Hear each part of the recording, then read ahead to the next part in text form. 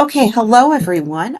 This is Kate Stahl, your technology chair for this term in Kappa, and I am going to give you a little information about accessing your Kappa account. So what you're going to need to do is open a browser. I personally am using Chrome here, which you can see in this little icon right there. You could use Internet Explorer or Firefox or something like that too, but I personally prefer Chrome. Um, it's probably the most popular one right now. But anyway, if we went to google.com, it would look like this. And then we could click these dots here. I think they look kind of like a waffle. That's what I call it. We could click the dots and we could go to Gmail. Or you could just put in gmail.com, okay, and navigate to Gmail.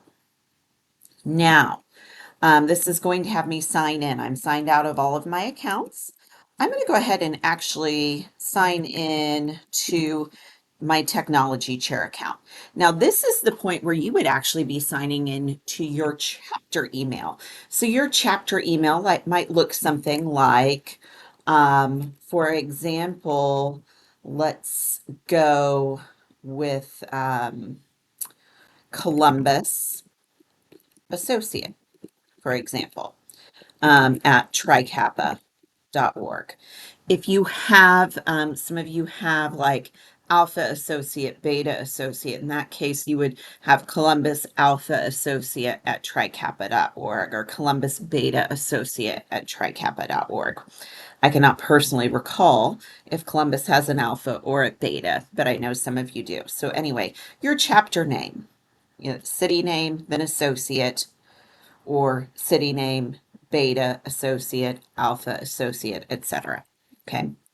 Again, I'm just going to log into Technology Chair because that's my TriKappa email address. I'm going to click Next, and then I'm going to put my password in here. Now, I'm not going to do this for mine because I'll show you my password, and I don't want to do that. We want to keep that private.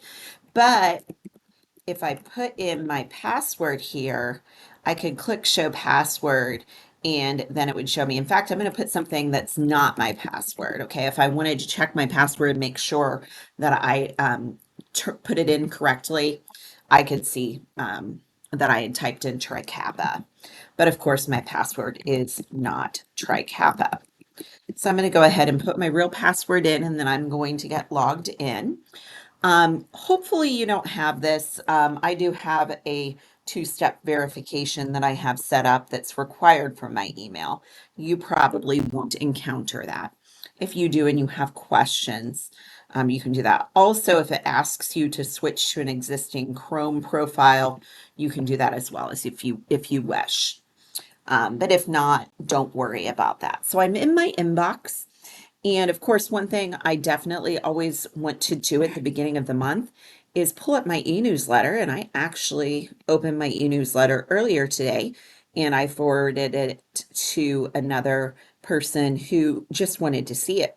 But remember that you can forward your e-newsletter to your chapter.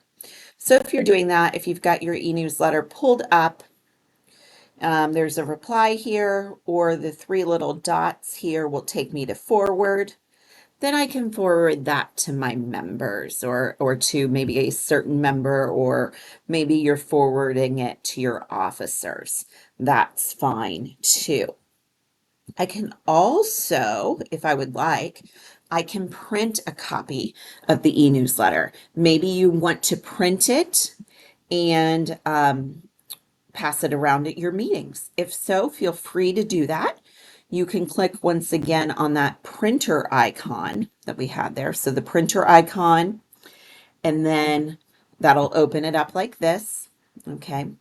And actually, I'm going to click on that printer icon again so that my printing thing pops back up here. It's loading a preview. One thing I want to do is go to destination. Sometimes PDF will come up or save as PDF, but I want to actually make sure I'm choosing my printer before I print it out. And it'll load another preview for me, but I could do that. You definitely want to check your TriKappa email a minimum of once per month. I would probably recommend more like once per week. And think about who is going to be checking this in your chapter. Will it be the chapter president, maybe the secretary, maybe both the chapter president and the secretary will kind of both try to check it every now and then. Just make sure you're communicating about that. For your password, keep it simple. Multiple officers should be aware of it. And if you need to change your password, you are going to need to get into some things to do that. And of course, I can help you if you need to reset your password as well. So just So one thing I'm going to show you really quick as a way to kind of deal with the changing your password thing. If I get into the Gmail settings, sometimes it's just a lot. So one thing I can do is I can always click on help. So the question mark up here and go to help. And then it's going to pull up some popular things, but I'll scroll down and I'm just going to search help for change password. And this will be a great way to get to that information. So I'm going to change or reset my password, and it's going to tell me how to do that. Um, so if I'm on my computer, I'm going to open my Google account. Okay, so I'm going to click on that. And it said to me at the top left, I'm going to click on security. So this is my Google account, and I can see security here. Okay. And that's going to take a minute to open up because I think, like everybody else's internet, nothing ever just pops right up. Okay. So then I can go to password. It says it was last changed May 17th. Okay. When I open that up, it's not going to have anything about my current password. Okay. I'm already signed in. So I'm just going to put my new password in, and I'm going to make sure that I got it in there correctly. So try Kappa. By the way, it doesn't like try Kappa because it's not a mix of letters, numbers, and symbols. So I might want to add some numbers there. So try Kappa. Let's see, we could do something like try Kappa 1901, for example. That would be a little bit better. Another thing you could do, 1901 is just our general founding year. Maybe you want to use your chapter's founding year there or something like that to make it a bit more unique. So you want it to be easy to remember and so on. And you would go ahead and put those two in, make sure that they match, and then click change password. But since I don't need my password changed, I'm not going to go through that process. Now, if you've forgotten your password, you can email technologychair@trikappa.org to take care of that. Um, so if you are using the two-step authorization where you have someone who's receiving a text for your email to get into it, like as an extra security measure. Make sure you remember whose phone number you used so that you can go in and change it and update it. One way to do that is just to not put one in there. Like that'll kind of take care of the potential problem. But it's called a recovery phone number or recovery. Sometimes there's recovery email addresses. Okay. Um, so again, I just went to help. I put in recovery phone. It's going to show me how to set up a recovery phone number or email address. And I could go to add recovery options here. And if I wanted to, I could put in a recovery phone number or a recovery email address. But again, keep track of that. And if you are switching officers and you're having trouble with that piece, again, you can email technologychair@trikappa.org, and I can eliminate oftentimes your recovery email or phone number, or I can update it to the new president, for example, for you. But again, if you leave those blank, then you probably won't have trouble with that. So leaving those blank is a good idea for that. As far as accessing your email from a smartphone or tablet, that is something I can definitely go over with you one-on-one. There's not a real great way to show you. On the computer, obviously, because this is recording on a computer. But if so, I think the best way to go about that is to use the Gmail app and get that Gmail app from your Android or Apple app store on your phone or tablet. So that's what I recommend to you that way. Okay. Another couple of things, just, opening up those attachments is sometimes something that we need to look at. So anytime there's a little paper clip here next to this, you're going to see that there's an attachment. And I'm going to go ahead and open this email up, and then I can see that I can open the Word doc that is an attachment. It's going to come up like this and preview it. And then this is information about email addresses, actually, for the state email addresses for different state officers. Now, if I wanted to, I could click download here if I wanted to put this in my computer. And then that's going to pop up there on the upper right. I'm going to click on that and open it in Word. And when I open that, there are a couple of things I want to do. I'm going to enable editing. That way I could actually do something with this. So now I'm not going to edit it or change it. I don't want to. I want to save that information. But if I go back here, I'm going to go to File and then Save As. And this is where I can actually choose where I'm going to save my information. So I could save on my PC. I could save in my documents. I could save on my desktop. And sometimes if it's something that's really important to me that I'm going to need to come back to frequently, sometimes I'll save on my desktop. Okay. Now I'm going to click Save. And when I go to my desktop, and minimize all these things, I now have those email directions handy for myself, which I personally like sometimes. Like I said, if it's something that I am going to use a lot. Now, you don't want a whole lot of icons on your desktop. That will slow your computer down. So just something to keep in mind. But that's how you can download and save a document for later. So think about that. Anything else? Well, we can probably actually go to this idea of attaching a Word document to an email. So, some things that you might need to do in terms of emailing something and actually adding an attachment would be, for example, your cross keys articles. You could be sending fillable forms, online forms to central office. So, for example, your P10 that lists your officers and their contact information, if you're sending bylaws in, or if you're sending your computer printout digitally back to central office, you might also need to attach a document. So I'm going to show you here just with a cross keys article.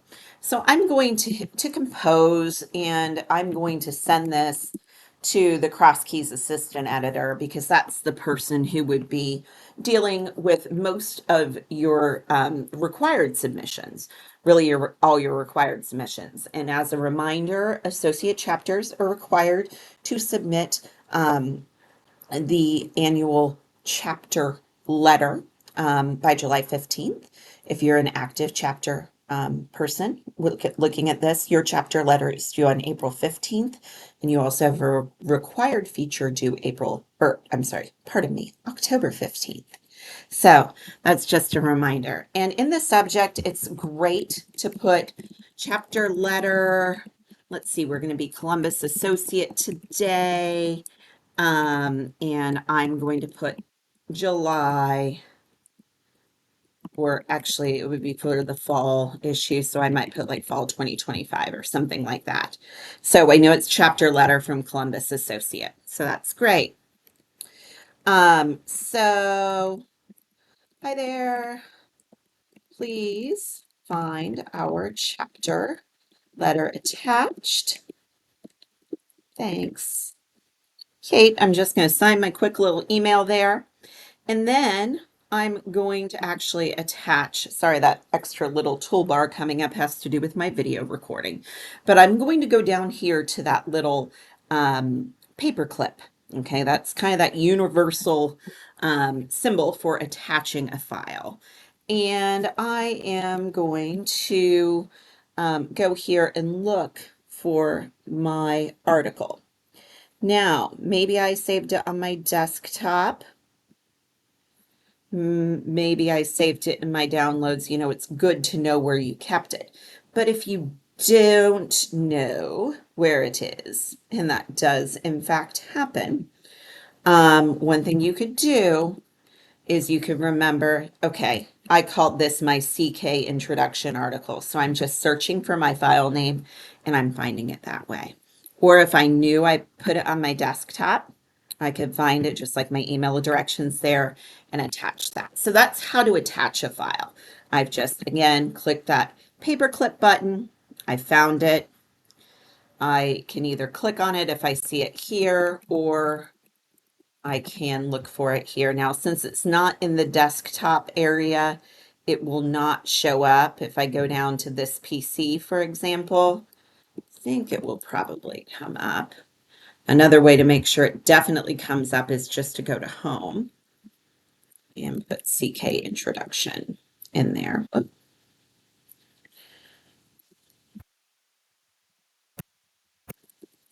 It usually comes up, and of course it's not coming up at the moment. That would just figure.